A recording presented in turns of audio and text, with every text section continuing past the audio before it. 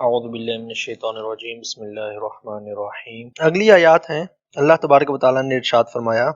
اعوذ باللہ من الشیطان الرجیم بسم اللہ الرحمن الرحیم قل ما كان عدوا لجبریل فإنه نزلہ علی قلبک، آپ کہہ دیجئے جو شخص جبرائیل کا دشمن ہے تو وہ بے شک دشمن رہے، پس بے شک اسی جبرائیل نے اللہ کے حکم سے، باذن اللہ اللہ کے حکم سے آپ پر قرآن نازل کیا، مصدقا لما بین یدیہ وہدی وبشری للمؤمنین، اور وہ قرآن جو تصدیق کرتا ہے ان پرانی کتابوں کی جو ان کے ہاتھوں میں موجود ہے، اور ہدایت ہے اور بشارت ہے للمؤمنین، مومنین کے لیے۔ من کان عدوا للہ وملائکتہ ورسلہ وجبریل ومیکال فإن اللہ عدو للکافرین، اور جو کہے جو شخص اللہ کے فرشتوں کا، اللہ کے رسولوں کا، جبرائیل کا یا میکائیل کا دشمن ہے تو فإن اللہ عدو للکافرین، تو اللہ کافروں کا دشمن ہے۔ وَلَقَدْ أَنزَلْنَا إِلَيْكَ آيَاتٍ بَيِّنَاتٍ وَمَا يَكْفُرُ بِهَا إِلَّا الْفَاسِقُونَ، اور بے شک اے رسول ہم نے آپ کی طرف واضح نشانیاں، واضح آیات نازل کی، وَمَا يَكْفُرُ بِهَا إِلَّا الْفَاسِقُونَ، اور ان آیات کا صرف فاسق ہی انکار کرتے ہیں۔ أَوَكُلَّمَا عَاهَدُوا عَهْدًا نَبَذَهُ فَرِيقٌ مِّنْهُمْ، کیا یہ حقیقت نہیں جب بھی یہ کوئی عہد کرتے ہیں تو ان کا ایک گروہ اس عہد کی خلاف ورزی کرتا ہے۔ بل اکثرهم لا یؤمنون، بلکہ ان میں سے اکثر ایمان نہیں لاتے۔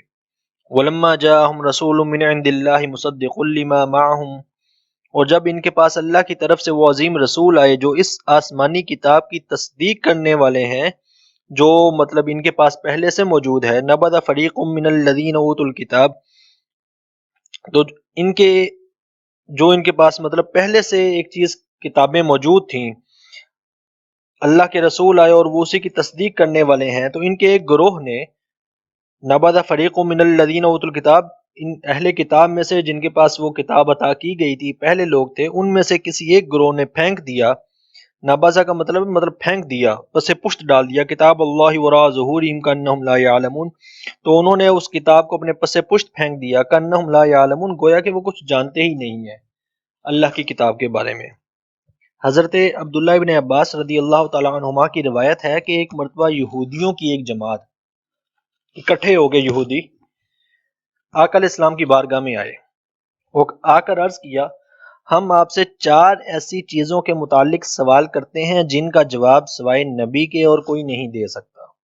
یہ یہودیوں کا خیال تھا یا عقیدہ تھا کہ ان چیزوں کا جواب انبیاء کے علاوہ اور کوئی نہیں دے سکتا، مطلب انسانوں کو۔ کیا کیا چیزیں آقا علیہ السلام نے فرمایا جو سوال کرنا ہے کرو، لیکن اس چیز کی ضمانت دو کہ اگر تم ان جوابات کا سچا جواب پا لو گے، مطلب سمجھو گے کہ جو جواب دیا گیا وہ سچا ہے، صحیح ہے، تو پھر تم اسلام قبول کرو گے۔ انہوں نے کہا ٹھیک ہے۔ اب ان لوگوں نے پہلا سوال کیا کہ توریت کے نازل ہونے سے پہلے حضرت یعقوب علیہ السلام نے کون کون سے کھانے اپنے اوپر حرام کر لیے تھے۔ اب یہ تھا کہ حضرت یعقوب علیہ السلام نے بعض چیزیں، بعض کھانے اپنے اوپر جو ہے نا، وہ آپ سخت بیمار ہو گئے تھے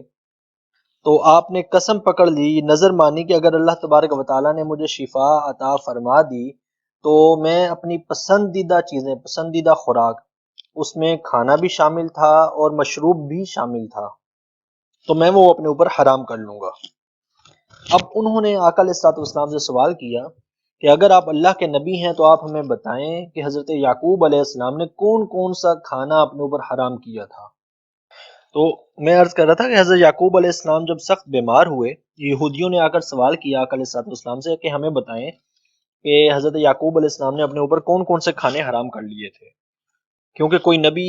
کے علاوہ کوئی شخص اس کا جواب نہیں دے سکتا کہ کسی کے پاس علم نہیں پہنچا۔ توریت کے اندر ہے، توریت ایسے پبلش نہیں ہوتی کہ ہر شخص پڑھے، اور آقا علیہ الصلوۃ والسلام کے بارے میں وہ جانتے تھے کہ حضور نے توریت کا مطالعہ نہیں فرمایا، تو انہوں نے یہ سوال کیا، تو آقا علیہ الصلوۃ والسلام نے اب انہیں اس چیز کا جواب دیا کہ حضرت یعقوب علیہ السلام نے اپنے اوپر جو کھانے حرام کیے تھے، مطلب ان کے جو پسندیدہ کھانے تھے جو حرام کیے تھے انہوں نے اپنے اوپر نظر مان کر، وہ ایک اونٹ کا گوشت تھا اور اس میں اونٹنی کا دودھ شامل تھا۔ دو چیزیں، اونٹ کا گوشت اور اونٹنی کا دودھ۔ یہودیوں نے کہا ہاں یہ بالکل ٹھیک ہے، مطلب آپ کا جواب جو ہے یہ ٹھیک ہے۔ اب انہوں نے دوسرا سوال کیا کہ مرد کا پانی کیسا ہے اور عورت کا پانی کیسا ہے، مذکر اور مؤنث کیسے بنتے ہیں؟ مطلب یہ کہ جب بچہ پیدا ہوتا ہے تو لڑکا کب ہوتا ہے اور لڑکی کب ہوتی ہے، جس کو ہماری جدید سائنس وہ آپ جانتے ہوں گے ایکس وائی کروموسومز کے اندر ہم دیکھتے ہیں۔ وہ پھر جب آگے آیات آئیں گی بچے کی تخلیق کی تو اس میں آپ کو یہ حدیث پاک بھی تفصیل سے، ابھی تو صرف ہم اس کو مختصر پڑھ رہے ہیں، پھر اس حدیث کو بھی تفصیل سے اور اس کے علاوہ دیگر احادیث بھی جو حضور نے فرمائی ہیں بچے کی ولادت پر وہ بھی پڑھیں گے۔ بہرحال ابھی ان لوگوں نے یہ سوال کیا آقا علیہ السلام سے، تو حضور نے فرمایا میں تمہیں اللہ کی قسم دیتا ہوں جس کے سوا کوئی معبود نہیں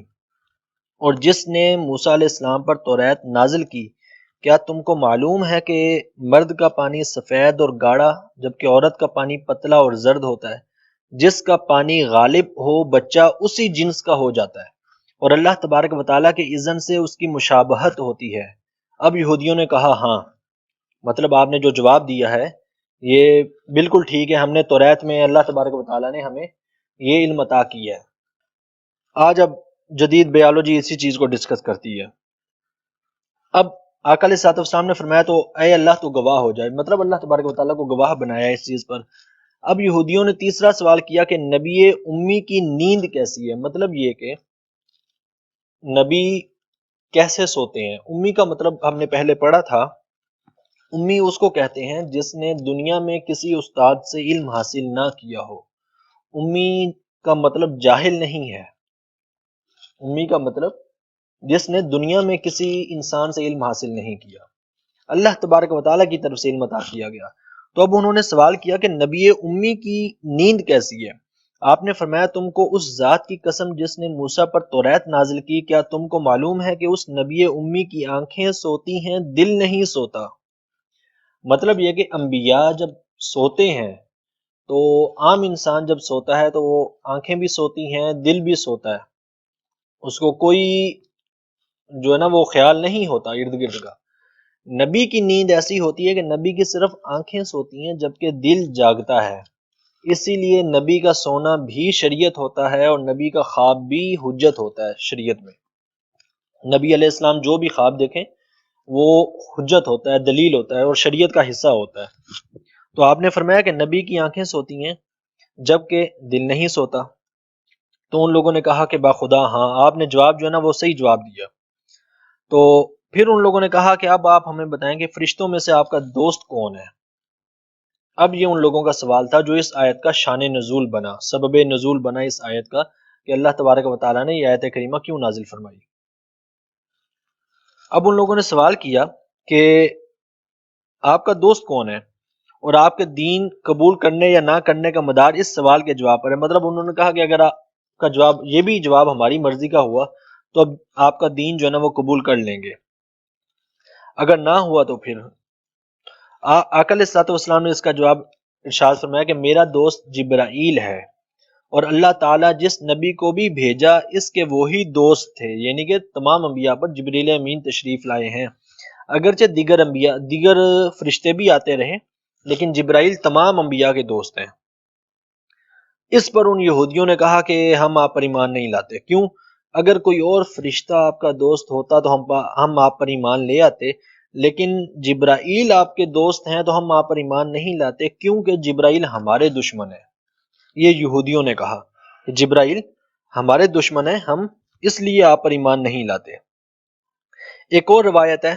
اس کا وہ مکمل تو نہیں، اس کا حصہ اس کے ساتھ ایڈ کرتا ہوں کہ پوچھا گیا بھئی جبرائیل تمہارے دشمن کیوں ہیں؟ تو یہودیوں نے کہا کہ جبرائیل ہمارے دشمن اس لیے ہیں کہ وہ آسمان سے آ کر ایک تو حضرت محمد مصطفیٰ کو ہمارے راز بتا دیتے ہیں۔ اب یہ یہودیوں کی بات ہے خود کہ ایک تو وہ آپ کو آ کے ہمارے راز بتاتے ہیں، دوسرا وہ جب بھی ہم پر آئے یا ہمارے انبیاء پر تشریف لائے، یہودی جب بھی آئے تو وہ ہم پر جنگ، قحط، زلزلے، پریشانیاں اس طرح کی چیزیں لے کر آئے، جبکہ اب یہودی کہہ رہے ہیں ہمارے نبی کے دوست حضرت میکائیل ہیں کہ میکائیل علیہ السلام جب بھی آتے ہیں وہ صلح، خوشی اور غلہ، فراوانی، خوشحالی یہ چیزیں لے کر آتے ہیں۔ اب یہاں سے یہ یہودیوں کی حرکت دیکھیں، ایک اور روایت ہے اس کے اندر یہودیوں نے ایک اور سوال کیا آقا علیہ السلام سے کہ آپ ہمیں بتائیں کہ قیامت کی نشانی کیا؟ حضور نے فرمایا قیامت کی پہلی نشانی یہ ہے کہ مشرق سے آگ نکلے گی، وہ آگ لوگوں کو دھکیل کے مغرب کی طرف لے جائے گی۔ یہ پھر ہم اس حدیث پاک کی تشریح جو ہے نا، جب ہم قیامت کی نشانیاں پڑھیں گے،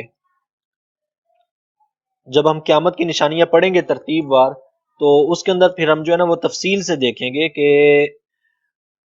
کب کب کون کون سی نشانیاں آنی ہیں اور کتنی آ چکی ہیں اور کتنی آنی باقی ہیں، اور یہ قیامت کی نشانیوں کے جو پارٹس بنتے ہیں، مطلب آپ یوں کہہ لیں کہ قیامت کی نشانیوں کے اگر 3 حصے بنائے جائیں، بڑی نشانیاں، درمیانی نشانیاں اور آخری نشانیاں، تو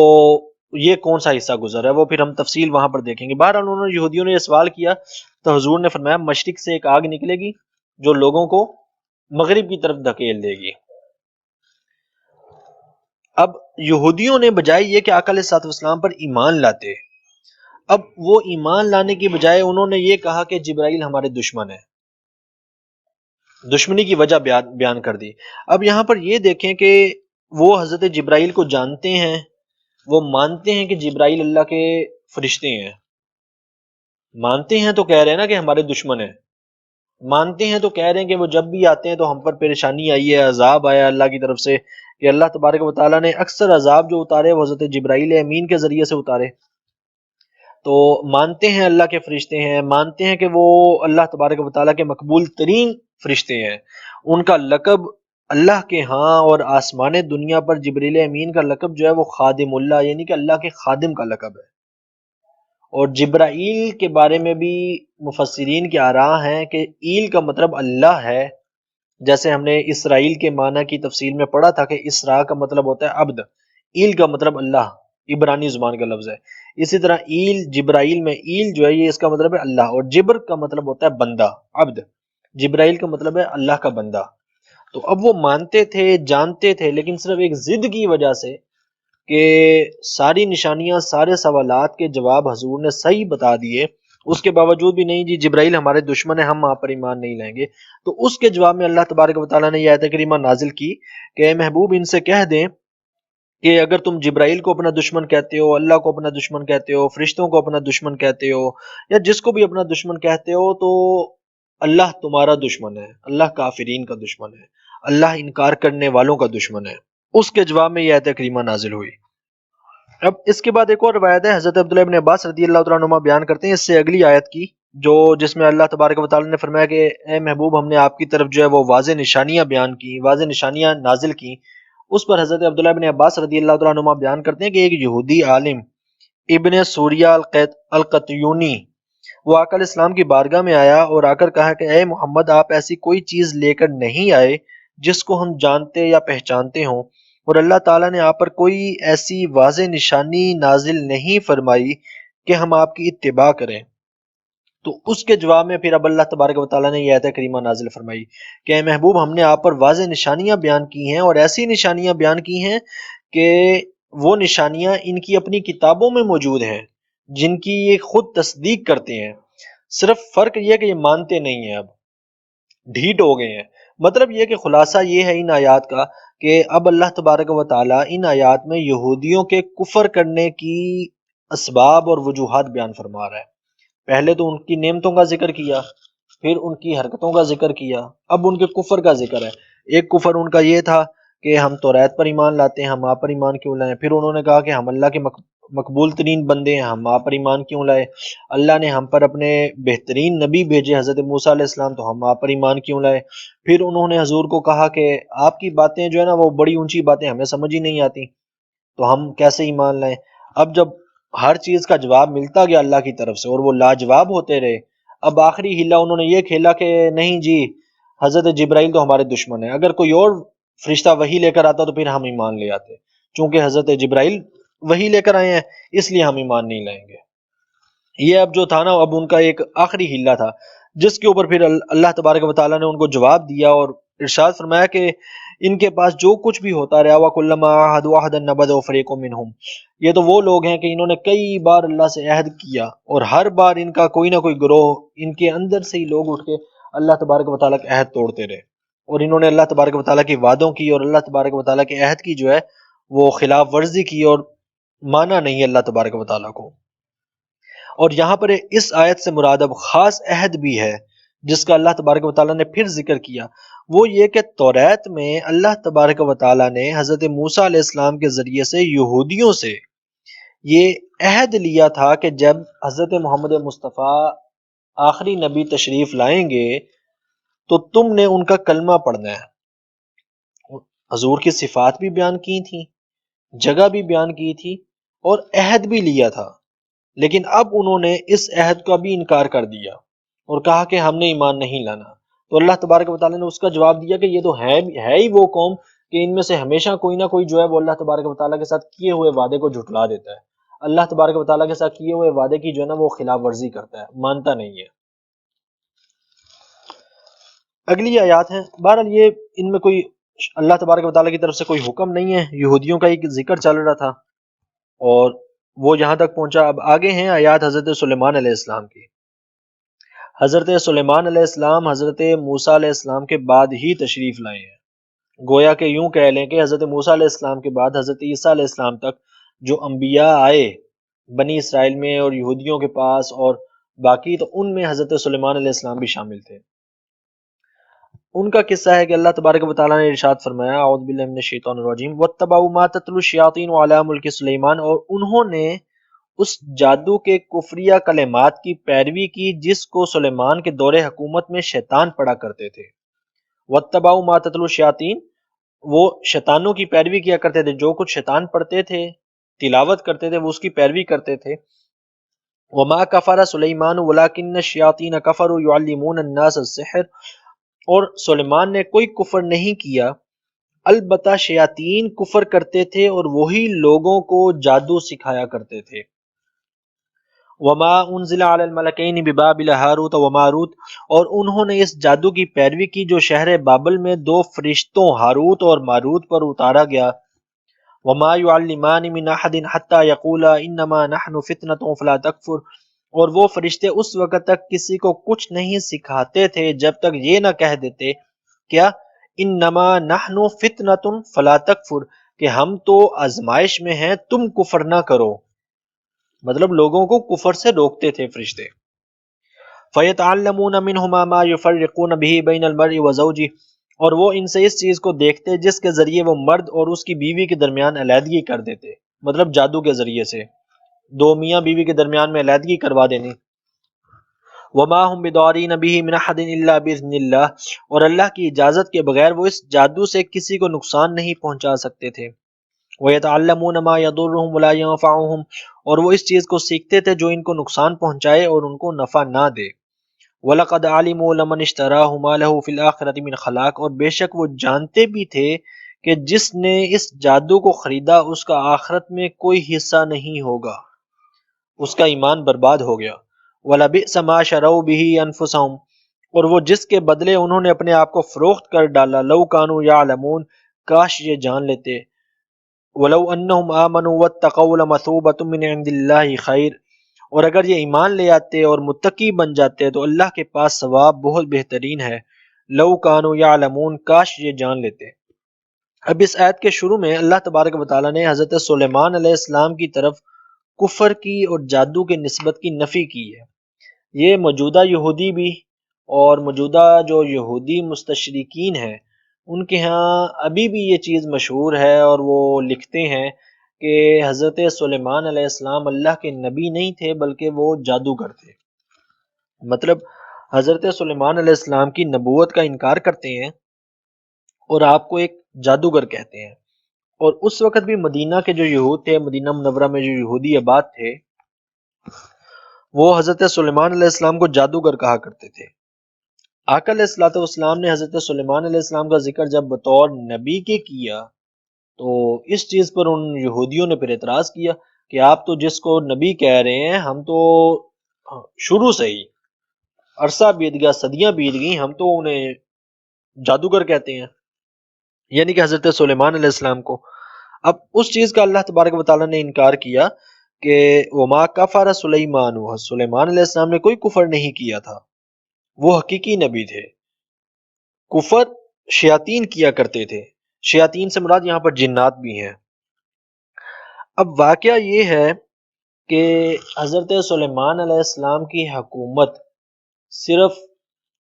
جو ہے نا وہ نظر آنے والی مخلوق پر نہیں تھی۔ سلیمان علیہ السلام کو اللہ تبارک و تعالیٰ نے بہت بڑی حکومت اور بہت بڑی بادشاہت عطا کی تھی کہ آپ کی حکومت میں جنات بھی تھے، آپ کی حکومت میں ہوا بھی مسخر تھی۔ کہ روایات میں آتا ہے کہ کسی شخص نے، آپ کے کسی صحابی نے کہا کہ ہوا کو حکم دے کہ مجھے فلاں جگہ پر پہنچا دے۔ آپ نے ہوا کو حکم دیا اور ہوا نے اس شخص کو سلامتی کے ساتھ اس کی جو ہے نا وہ جہاں پہنچنا چاہتا تھا وہاں تک پہنچا دیا۔ ایسی روایات بھی ہیں۔ تو آپ کی حکومت جنات پر بھی تھی، پرندوں پر بھی تھی، جانوروں پر بھی تھی، اور ہوا پر بھی تھی۔ بہت بڑی بادشاہت اللہ تبارک و تعالیٰ نے آپ کو عطا کی تھی۔ ایسی بادشاہت اللہ تبارک و تعالیٰ نے زمین پر کسی کو عطا نہیں کی۔ ہاں البتہ یہ ذہن میں رکھیں کہ نبی جو آتا ہے نا، نبی انسانوں کے لیے نہیں ہوتا، نبی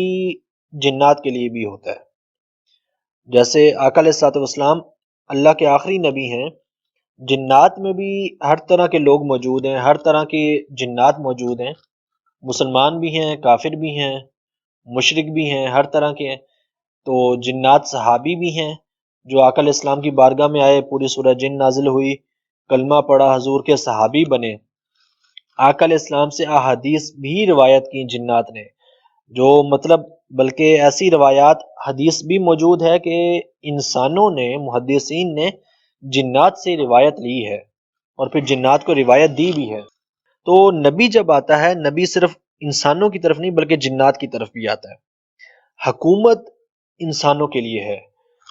تو اللہ تبارک و تعالیٰ نے حضرت سلیمان علیہ السلام کو جو حکومت دی تھی اس میں جنات بھی شامل تھے، سب شامل تھے۔ تو اب ہوا یہ کہ حضرت سلیمان علیہ السلام کے دور حکومت میں شیاطین آسمان پر گھات لگا کر بیٹھ جاتے تھے، جو جنات تھے، شیطان تھے، آسمان کی طرف چلے جاتے اور بیٹھ جاتے اور فرشتوں کا کلام سنتے، فرشتوں کی باتیں سنتے۔ یہ بڑی مشہور باتیں ہم نے سنی ہوئی ہیں، قصہ۔ اب وہ سن کر زمین پر آتے کہ کون مرے گا، کب مرے گا، بارش کب ہوگی، تو اس طرح کی باتیں سنتے اور آ کر کاہنوں کو بتا دیتے۔ جو کاہن لوگ ہوتے ہیں، کاہن کیا کرتے تھے، وہ اپنی طرف سے باتیں مکس کر کے کتابوں میں لکھ دیتے اور بنی اسرائیل کے لوگوں کو بتاتے۔ اب بنی اسرائیل کے لوگوں نے کہنا شروع کر دیا اور ان کا عقیدہ بن گیا کہ جنات کے پاس تو علم غیب ہے،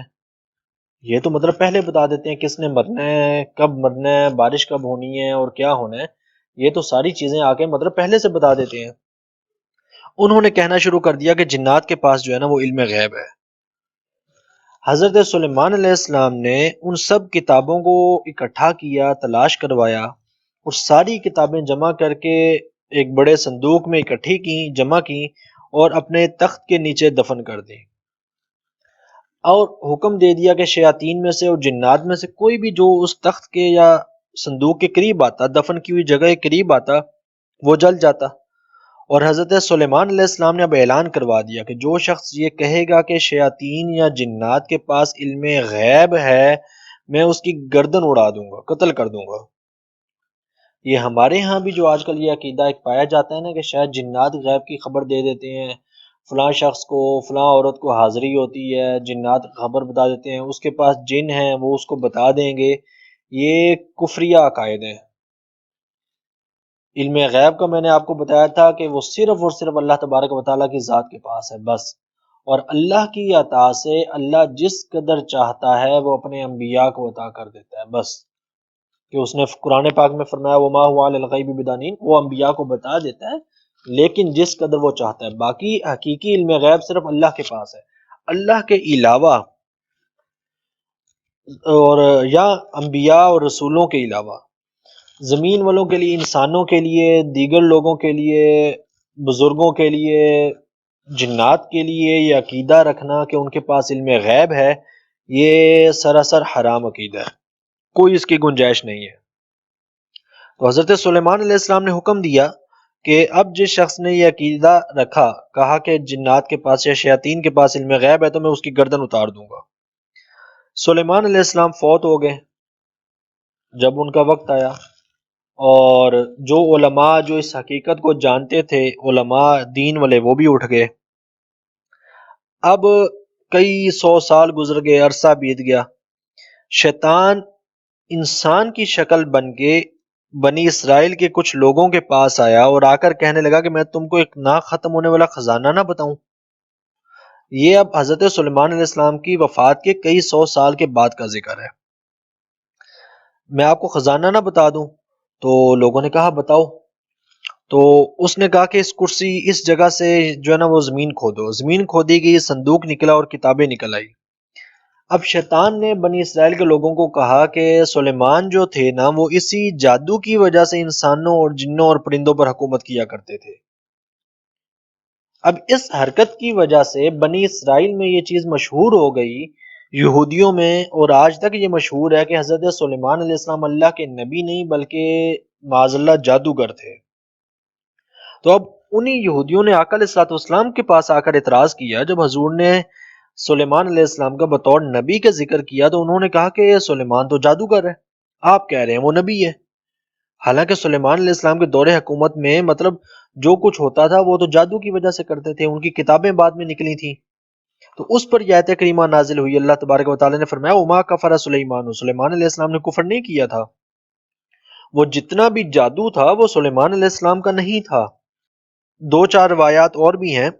میں وہ مختصراً آپ کو بتا دیتا ہوں۔ ایک یہ کہ سلیمان علیہ السلام کی موت کا علم جب مطلب جنوں کو پتہ چل گیا کہ حضرت سلیمان علیہ السلام وفات پا گئے ہیں، تو جو جنات جو سرکش یا شیاطین جنات تھے، ایک تو جنات وہ نا جو مسلمان وہ نہیں، جو شیاطین جنات تھے، سرکش تھے، یا جو کہہ لیں گے جو کافر تھے، انہوں نے جادو کی کتابیں لکھ کر حضرت سلیمان علیہ السلام کے تخت کے نیچے دفن کر دی، اور ان کتابوں کے اوپر لکھ دیا کہ یہ آصف بن برخیہ کی کتابیں ہیں۔ آصف بن برخیہ یہ حضرت سلیمان علیہ السلام کے بہترین صحابی، دوست، وزیر اعظم اور خلیفہ تھے۔ جو سورہ نمل میں قصہ مشہور ہے، قرآن پاک کا ایک واقعہ ہے کہ اللہ تبارک و تعالیٰ نے فرمایا، حضرت سلیمان علیہ السلام نے کہا کہ کون ملکہ بلقیس کا تخت لے کر آئے گا؟ تو ایک شخص کھڑا ہوا اور اس نے کہا کہ میں وہ تخت لے آؤں گا۔ وہ یہی حضرت آصف بن برخیہ تھے جنہوں نے ایک پلک جھپکنے سے کم وقت میں کئی 100 میل دور سے وہ تخت پہنچا دیا تھا۔ یہ انسان ہے، جن بھی نہیں ہے اور فرشتہ بھی نہیں ہے، نبی بھی نہیں ہے، حضرت سلیمان علیہ السلام کے صحابی ہیں اور خلیفہ ہیں اور وزیر اعظم ہیں۔ بہرحال یہ ہے کہ ان کے ایمان پر کوئی شک نہیں ہے، قرآن پاک نے خود سورہ نمل میں ان کا ایمان اور ان کا دیندار ہونا ذکر کیا۔ اب جنات نے کیا کیا کہ وہ جو جادو کی کتابیں تھیں ان پر آصف بن برخیہ کا نام لکھ دیا۔ یہ آج کل بھی بہت سے لوگ کرتے ہیں، جھوٹی روایت گھڑیں گے، نام امام بخاری کا لکھ دیں گے، یہ حرکت شیطانوں کی ہے۔ اور جا کے لوگوں کو کہا کہ یہاں سے کتابیں کھودو، کتابیں کھودی گئیں، اب ان پر آصف بن برخیہ کا نام تھا یا ان کی اسٹیمپ تھی، اور کہا گیا کہ یہی اصل وجہ ہے جس کی وجہ سے سلیمان علیہ السلام حکومت کیا کرتے تھے، اور اس میں وہ ساری جادو کی چیزیں لکھی ہوئی تھیں، جادو کے طریقے اور جادو کی اقسام اور وہ ساری چیزیں۔ تو مدینے میں مشہور ہو گیا کہ یہودیوں میں مشہور ہو گیا کہ سلیمان علیہ السلام جو تھے نا وہ جادوگر تھے، معاذ اللہ ثم معاذ اللہ۔ تو اس کا اللہ تبارک و تعالیٰ نے یہاں پر رد کیا کہ سلیمان علیہ السلام جو تھے وہ بالکل بھی جادوگر نہیں تھے۔ وَاتَّبَعُوا مَا تَتْلُو الشَّيَاطِينُ عَلَىٰ مُلْكِ سُلَيْمَانَ، کہ وہ جادو کی جو پیروی کرتے تھے حضرت سلیمان علیہ السلام کے دور میں، وہ تو شیطان کی پیروی کرنے والے لوگ تھے۔ حضرت سلیمان علیہ السلام نے کفر نہیں کیا تھا، وَلَٰكِنَّ الشَّيَاطِينَ كَفَرُوا، شیاطین یہ کفر کیا کرتے تھے، يُعَلِّمُونَ النَّاسَ السِّحْرَ، اور انہی شیطانوں نے، جنات نے لوگوں کو یہ جادو سکھایا تھا۔ اب آگے اللہ تبارک و تعالیٰ نے ذکر کیا ہاروت اور ماروت کا۔ ہمارے ہاں آج کل بہت سارے لوگ جو ہے نا وہ اس پر کنفیوژن کا شکار رہتے ہیں، پتہ نہیں یہ ہاروت اور ماروت کون تھے اور انہوں نے پھر جادو کیوں سکھایا۔ قرآن پاک کی آیات پر غور کریں، میں آیات دوبارہ ذرا پڑھ رہا ہوں۔ اللہ تبارک و تعالیٰ نے پہلے تو حضرت سلیمان علیہ السلام کا ذکر کیا کہ انہوں نے کفر نہیں کیا، نہ انہوں نے جادو سکھایا۔ دوسرے نمبر پر اللہ تبارک و تعالیٰ نے ذکر کیا کہ وَلَٰكِنَّ الشَّيَاطِينَ كَفَرُوا يُعَلِّمُونَ النَّاسَ السِّحْرَ، بلکہ شیاطین کفر کرتے تھے، شیاطین کا میں نے آپ کو بتایا ان سے مراد یہاں پر جنات بھی ہیں، شیطان خود ایک جن ہے۔ یعلمون الناس السحر، اور شیاطین نے ہی لوگوں کو جادو سکھایا تھا۔ اب پہلے قرآن نے یہ ذکر کر دیا کہ لوگوں کو جادو کس نے سکھایا؟ شیاطین نے۔ اب اس کے مقابلے میں اللہ تبارک و تعالی نے وما انزل علی الملکین ببابل ہاروت و ماروت، بابل کے علاقے میں اللہ تبارک و تعالی نے ہاروت اور ماروت فرشتوں کو نازل کیا، اور وہ فرشتے آئے، اور ان فرشتوں نے آ کر، وہ فرشتے اب کیا کرتے تھے؟ وما یعلمان من احد، فرشتے کسی کو بھی جادو کا علم نہیں دیتے تھے، جادو کی چیز نہیں سکھاتے تھے اس وقت تک جب تک کہ وہ حجت قائم نہ کر دیتے اور یہ نہ کہتے کہ انما نحن فتنۃ فلا تکفر، کہ ہم تو آزمائش میں ہیں، تم یہ کفر نہ کرو۔ اب تفسیر کی طرف جانے سے پہلے ان آیات پر غور کریں کہ ہمارے ہاں ایسے بہت سے لوگ موجود ہیں جو ہاروت و ماروت پر، جو جن کو قرآن فرشتہ کہہ رہا ہے، ان پر بھی اعتراض کرتے ہیں، اور یہودی تو بھی حضرت سلیمان علیہ السلام پر کرتے ہی کرتے ہیں۔ ہاروت اور ماروت نے قرآن کہتا ہے کوئی کفر نہیں کیا، بلکہ انہوں نے قرآن کی آیت کے مطابق تو لوگوں کو منع کیا کہ فلا تکفر، تم یہ جادو نہ سیکھو، کفر نہ کرو، اور کہا کہ انما نحن فتنۃ، ہم تو بطور آزمائش کے ہیں، اللہ نے ہمیں نازل کیا ہے تاکہ ہم، مطلب ایک لوگوں کے لیے امتحان لے کر آئے ہیں،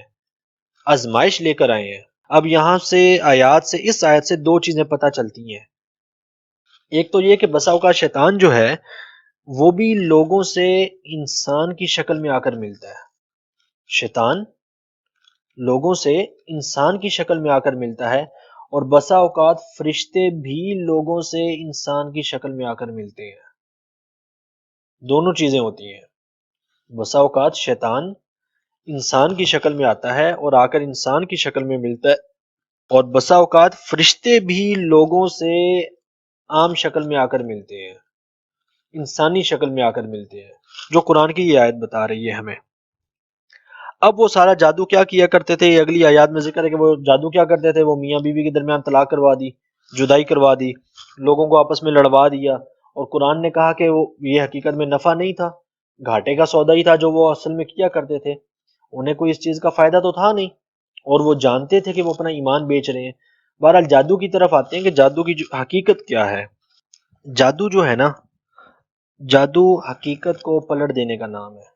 اور یہ حضرت سلیمان علیہ السلام کے دور سے پہلے سے موجود ہے۔ قرآن پاک کی آیات ہیں کہ نوح علیہ السلام کے دور میں بھی لوگ حضرت نوح علیہ السلام کے بارے میں کہا کرتے تھے، جو ایمان نہیں لاتے تھے وہ حضرت نوح علیہ السلام کو کہتے تھے کہ آپ تو جادوگر ہیں۔ تو گویا کہ جادو حضرت نوح علیہ السلام کے دور میں اور یا ان سے پہلے بھی موجود ہے، یہ کوئی نئی چیز نہیں ہے۔ یا حضرت سلیمان علیہ السلام کے دور میں جو ہے نا، یہ کوئی نیا نیا نازل نہیں ہوا جادو، یہ اس وقت سے موجود ہے کہ اللہ تبارک و تعالیٰ نے خود قرآن پاک میں ذکر کیا ہے اس کا۔ اب یہ ہے کیا؟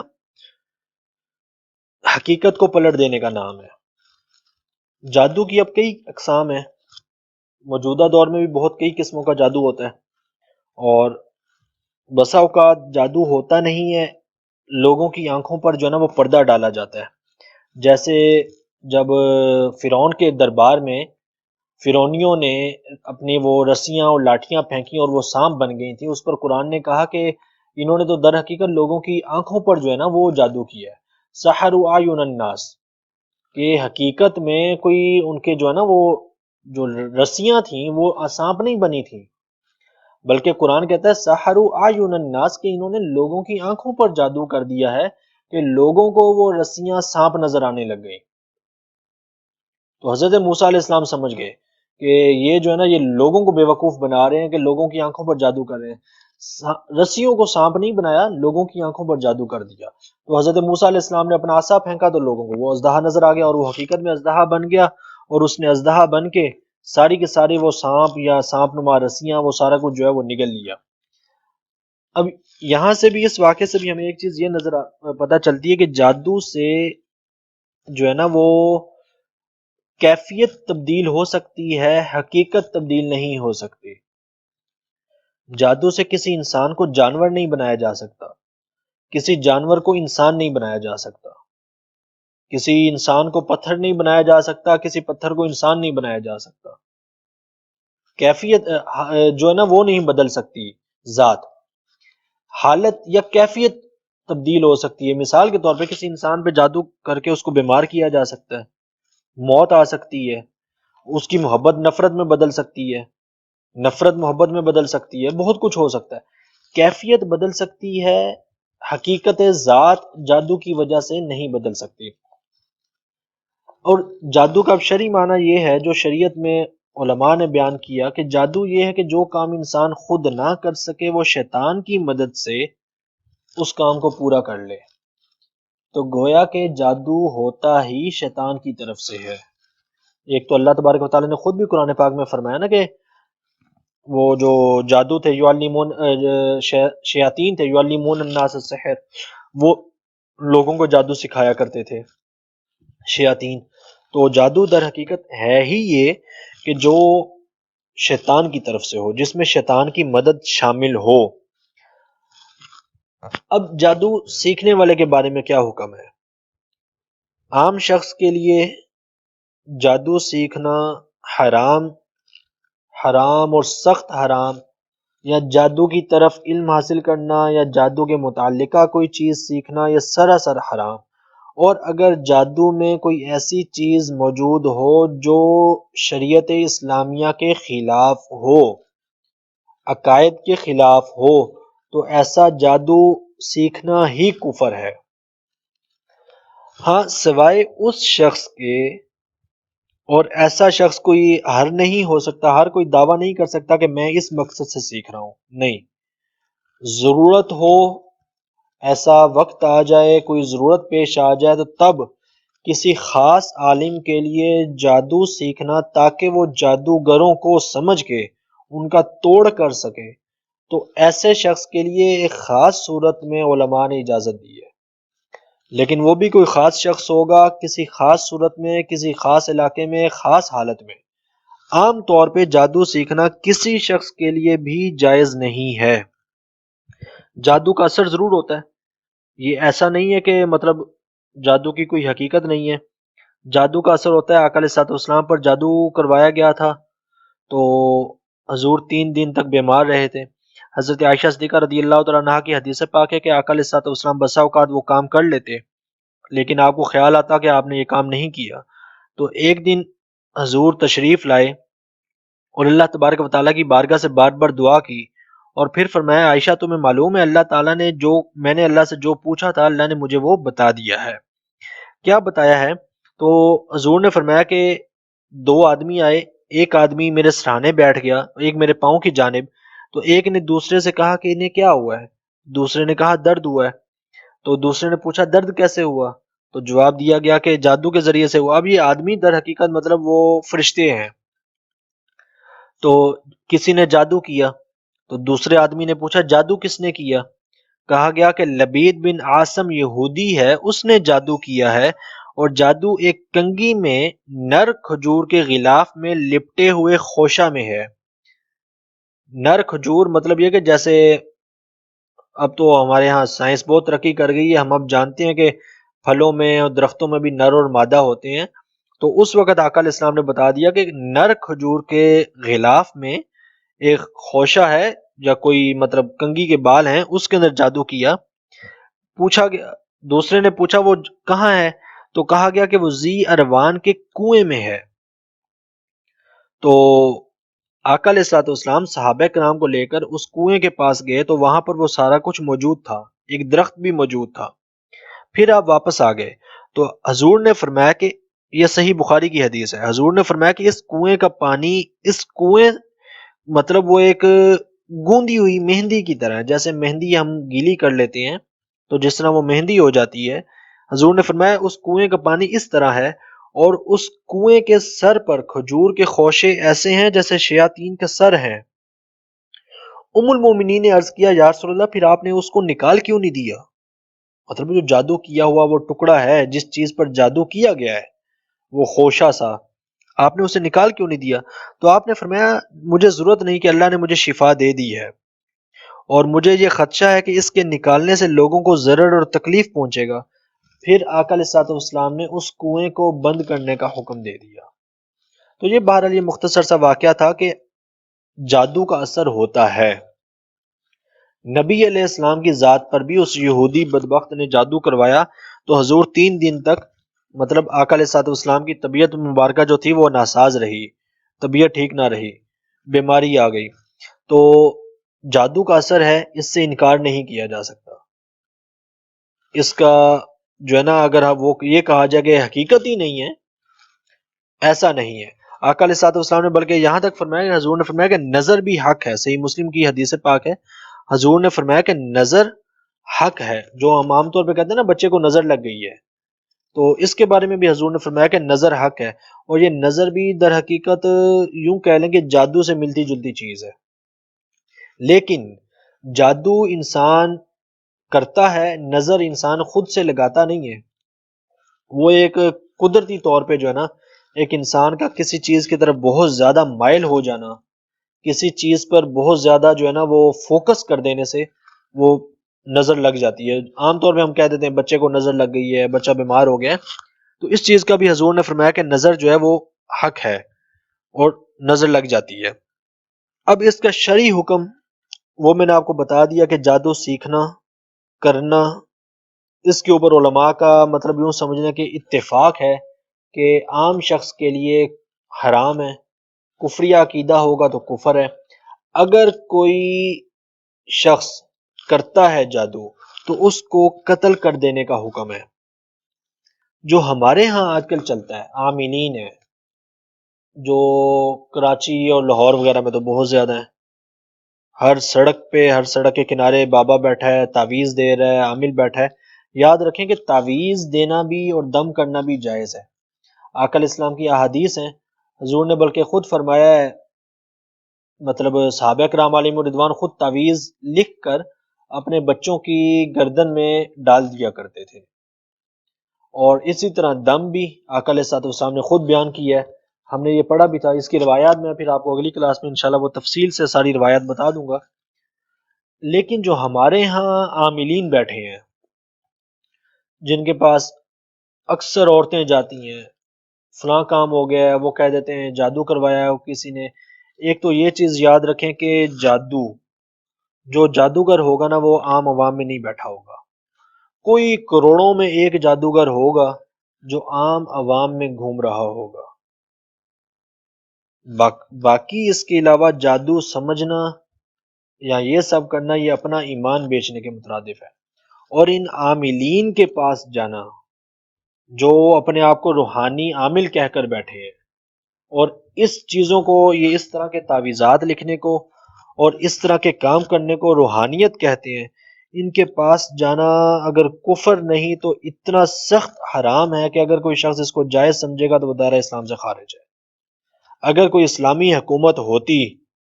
تو ان سب کے سر قلم کر دیے جاتے، جنازہ بھی نہ پڑھا جاتا اور مسلمانوں کے قبرستان میں دفن بھی نہ کیا جاتا۔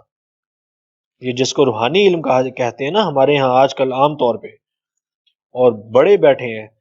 یاد رکھیں، میں آپ کو ایک چھوٹی سی چیز بتاؤں، مرد کے لیے 4.5 ماشے کی چاندی سے زیادہ کی انگوٹھی پہننا جائز نہیں ہے۔ اس کے علاوہ مرد نہ سونا پہن سکتا ہے، نہ تانبا پہن سکتا ہے، نہ آرٹیفیشل جیولری پہن سکتا ہے، نہ چاندی پہن سکتا ہے۔ صرف 4.5 ماشے کی انگوٹھی ہو اور اس میں بھی ایک نگینہ لگا ہو، 2 نگینے نہیں۔ ہاں اگر اس کے پاس 1000 انگوٹھیاں ہیں ایک وقت میں وہ ایک ہی پہنے گا، 2 نگینوں والی بھی نہیں پہن سکتا، ایک ہی نگینہ ہوگا۔ اس پر بھی صحابہ کرام اور فقہاء نے فرمایا کہ ہر شخص نہ پہنے، جو قاضی ہے، جو مفتی ہے، جو بڑے درجے کا شخص مرد ہے وہ پہنے، ہر عام شخص بھی انگوٹھی نہ پہنے۔ 4.5 ماشے سے زیادہ کی انگوٹھی مرد کے لیے حرام ہے۔ اب جو ہمارے ہاں عاملین بیٹھے ہیں، دم کر رہے ہیں، تعویذ لکھ رہے ہیں اور لوگوں کے مسئلے حل کر رہے ہیں، محبوب کو قدموں میں لا رہے ہیں اور پتہ نہیں نہ جانے کیا کیا کر رہے ہیں۔ میں کیوں کہہ رہا ہوں کہ ان کے پاس جانا حرام ہے؟ انہوں نے تو خود 20 انگوٹھیاں پہنی ہوئی ہوتی ہیں۔ تو جو شخص ہر وقت میں، دیکھیں ایک کام شراب پی جتنی دیر تک پیتا رہا اور جب تک اس کا نشہ رہا تب تک اس کے نامہ اعمال میں حرام لکھا جا رہا ہے، لیکن ایک شخص نے 4.5 ماشیہ سے زیادہ کی انگوٹھی پہنی ہوئی ہے، اور جب تک وہ انگوٹھی پہنی ہوئی ہے اور وہ اس نے ہر وقت پہنی ہوئی ہے، تو اس کا تو نامہ اعمال لگاتار اللہ کی نافرمانی میں اور حرام کام میں چل رہا ہے، تو وہ روحانی علم کا ماہر کہاں سے ہو گیا؟ تو ایسے تو لوگوں کے پاس جانا جو نماز نہیں پڑھ رہا، روزہ نہیں رکھ رہا اور دین کی طرف نہیں آ رہا، تو ایسوں کے پاس جانا روحانیت کے نام پر یہ انتہائی حرام، اور ایسوں کی بات پہ یقین کرنا کہ وہ کہہ دیں کہ مجھے میرے جنات نے بتایا ہے، مجھے میرے موکل نے بتایا۔ جنات بھی برحق ہیں، موکل بھی برحق ہیں، ہوتے بھی ہیں، لیکن جنات نے بتایا ہے کہ تم پر فلاں نے جادو کروایا ہے،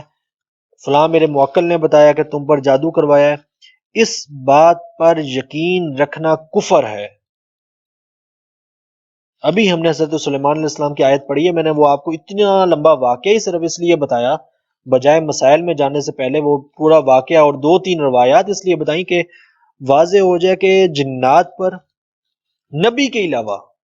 بس خلاصہ یاد رکھیں، نبی کے علاوہ، آقا علیہ السلام کی ذات کے علاوہ کوئی بھی، وہ صحابی ہی کیوں نہ ہو، وہ صحابی ہی کیوں نہ ہو، وہ کوئی غیب کی خبر دے، اس غیب کی خبر پر 100% یقین رکھنا کفر ہے۔ بس چجائے کہ جنات ہوں یا موکل ہوں، یا مجھے جی وہ حساب کتاب کیا ہے، وہ پرچے پہ 2-4 کاٹے مار کے مجھے پتا چل گیا تمہاری پھوپھی نے، تمہاری دادی نے، نانی نے جادو کروایا ہے، ان چیزوں پر یقین رکھنا سراسر کفر ہے۔ اگر کبھی زندگی میں ہوا ہے یا کسی رشتہ دار نے ایسا کیا ہے تو اس کو بھی سمجھائیں کہ بھئی اپنا تجدید ایمان کریں، اور ایسی چیز ایسے لوگوں کے پاس جانا، میں پھر کہہ رہا ہوں کہ کاش کوئی اسلامی حکومت ہوتی تو ایسے لوگوں کا سر بھی قلم ہوتا اور ان کا جنازہ بھی نہ ہوتا اور اسلامی قبرستان میں دفنایا بھی نہ جاتا، بلکہ شریعت کا حکم پھر یہ ہے کہ ایسوں کو کسی صحرا میں پھینک دے کہ ان کی لاش جو ہے نا پھر وہ جانور کھائے۔ یہ کوئی روحانی علم نہیں ہے۔ باقی پھر اس کے دم کی اور تعویذ کی باقی ڈیٹیل اور ہاروت ماروت کا قصہ اور جادو کی باقی جو ہے نا تھوڑے سے احکامات اور جادو کی اقسام، اور آج کل کیسے جادو کیا جاتا ہے اور اس کی نشانی کیا ہوتی ہے، کیسے پتہ چلتا ہے جادو ہوا ہے، ہمارے ہاں تو آج کل ویسے ہی کہہ دیتے ہیں نا جادو ہو گیا، تو یہ پھر ہم اگلی کلاس میں دیکھیں گے انشاءاللہ۔ السلام علیکم ورحمۃ اللہ وبرکاتہ۔